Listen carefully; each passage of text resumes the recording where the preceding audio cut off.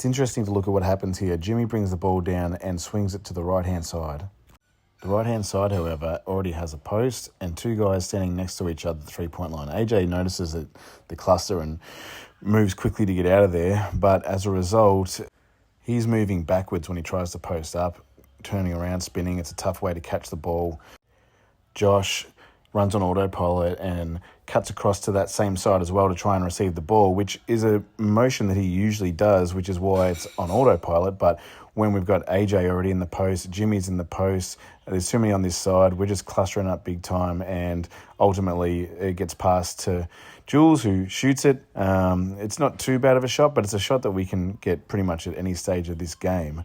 But because we go to that right-hand side that's already half clustered and we don't either tell the guys to spread out or dribble to the opposite side first, we never really get a good chance to look at that one.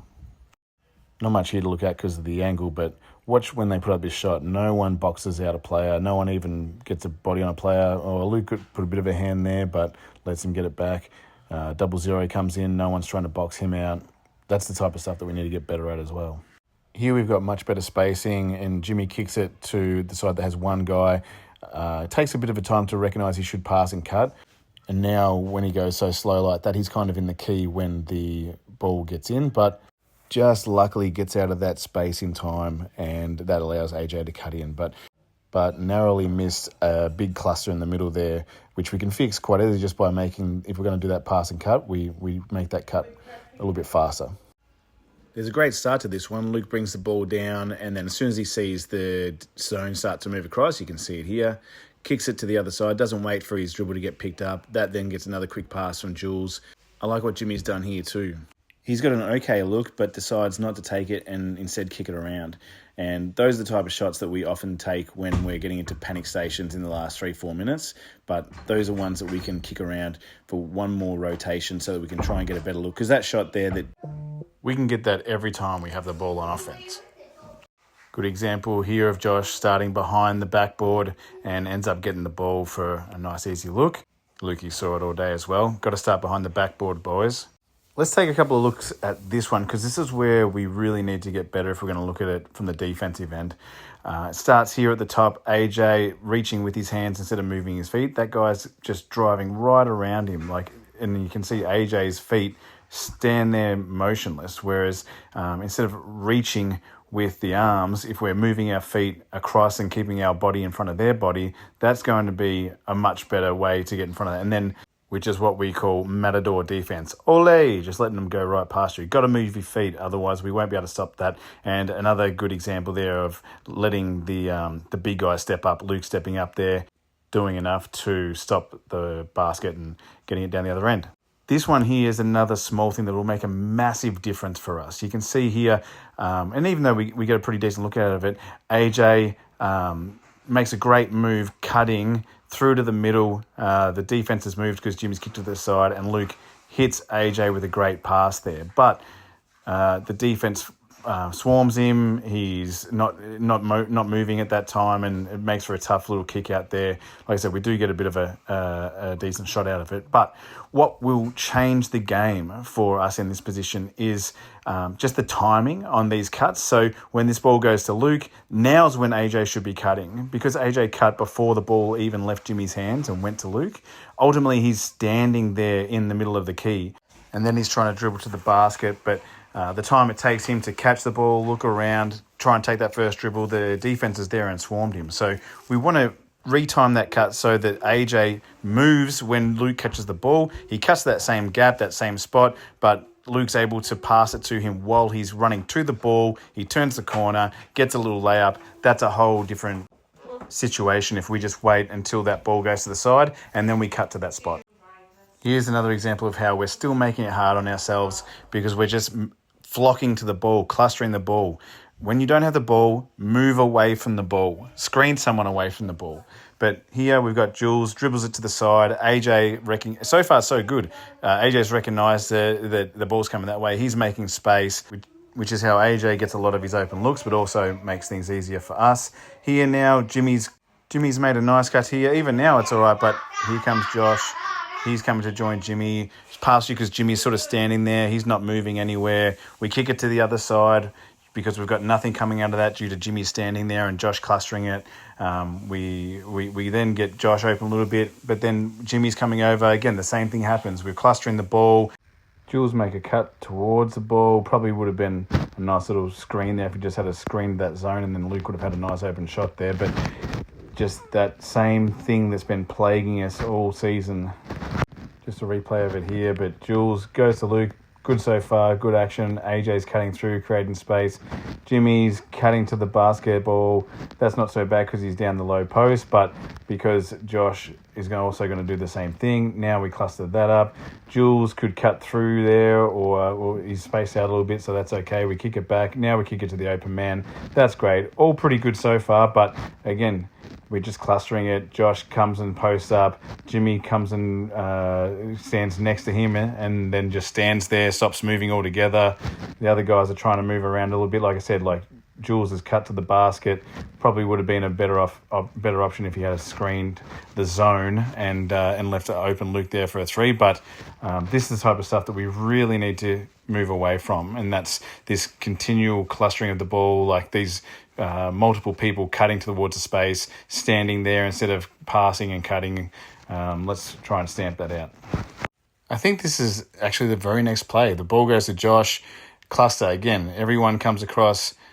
Brendan's come across. Jimmy's come across. We're just clustering the ball. Luke's spacing things out, but as we get a bit of movement there. But again, we get the ball to Luke in the corner, but everyone's coming across there, and the whole offense, you can see it right there, is we get a basket over, but everyone's on one side. Everyone's on the left-hand side. So to go through it quickly here, that's a good option. Think he's gone for a screen here. Just a pass and cut would have been better, but the screen's an okay option. But again, because he's just screened it, Josh isn't sure what to do. Now we're just standing there next to each other. Brendan's come across. We've got the whole, look at the court there. Luke's the only one. You can see how Luke doesn't run to the ball. He's spread the floor. He's moved, in fact, the opposite way, trying to split it now. There's a gap there, so he's moved towards that gap, which is fine. But everyone else has just ran to the ball to cluster that ball. And then once they get there, they're just standing there and not moving, clustering things up even worse. For almost this entire play, we've got all four guys, 4 or 5 guys on one side the entire time. And it's incredibly hard for us to get open or get a decent shot because we've got all 5 guys playing defense on 4 guys on one side of the court, and there's no way to create any type of cutting or actions like that that'll give us an easy basket. In contrast, look at the next play. Jimmy dribbles to the right. We've got Brendan and Luke staying spaced on the other side of the court. That allows the guys to post up, get it to Josh, and Julian's able to cut through and get an easy give and go back here because of that space that's created from the Luke and Brendan staying on the opposite side of the floor, not running to the ball, and opening up that middle part for that pass cut. That's what happens if we are diligent and don't cluster the ball, don't run it. Here you can see Luke passes the ball, cuts away. That allows for a cut to the ball. And even though we don't get that action, we get a nice open shot there. So we can do these things, and we do them sometimes, but we just need to be doing them more often than we are clustering the ball, when things will be a lot different on offense. Josh Gallo, Brandon McGettigan, this one's for you, mate. You guys are playing inside. As a team, we get so many turnovers because the big guy posting up doesn't hold his ground and doesn't make contact with the defender. Have a look at this in slow-mo. When Josh seals his guy, he's got a great option there. And when Jimmy decides to pass him the ball, Josh is wide open. So Jimmy's decision, even though this is a turnover to Jimmy, it's unfair, realistically. When Jimmy decides to pass the ball, Josh is wide open. Have a look at it there. But what happens is that Josh, for some reason, even though he had perfect position, he was there holding his guy that Jimmy could have passed it to, he decides to move closer to the ball. I don't know why, because that's further away from the ring. He's moving closer to the ball, clustering the ball a bit more, decides to stick his bum out. But again, like I said, he's wide open there. Jimmy now decides to pass the ball to him. And despite all that great work Josh has done before that, he chooses not to make contact with the other guy and instead creep closer and closer. And then when Jimmy passes the ball, Josh isn't making contact with him anymore, and the other guy just simply runs around him and steals it. when Jimmy's making that pass, Josh is wide open.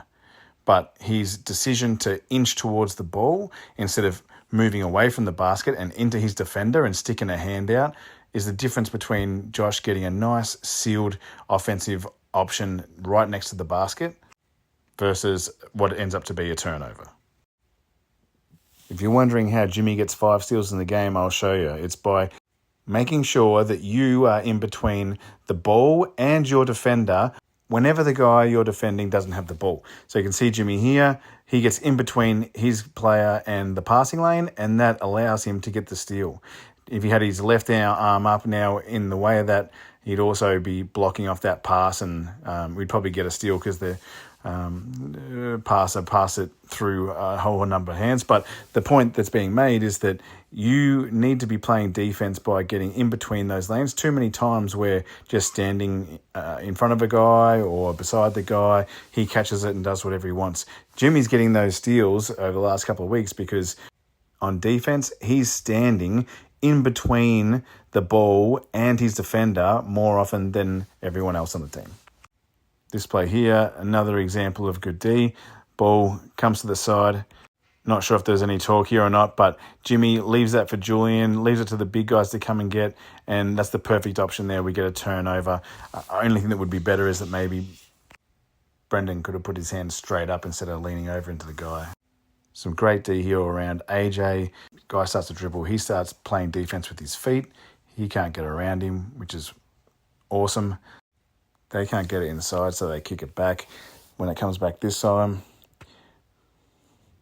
AJ's out to it. A little bit flat-footed here. You want to stay on your toes. Brings his feet together so when he drives around him, his legs aren't spread and it takes him a while to get back to it. And so he gets beaten off the dribble there. But once it gets to this guy, Jimmy comes across. He plays defense with his feet as well, moving his feet there. Legs are bent. Drives that into Julian, who comes to help. I'm not sure if these guys talked about it, but great to let Jules swap the defenders there, and Jimmy starts to get back.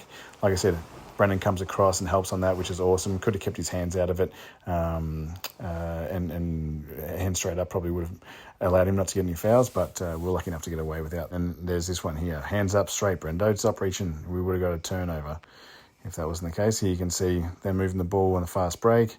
Jimmy doesn't reach, keeps his chest in front of the player. Jules the same, plays defense with his feet. That's why he doesn't get a foul there.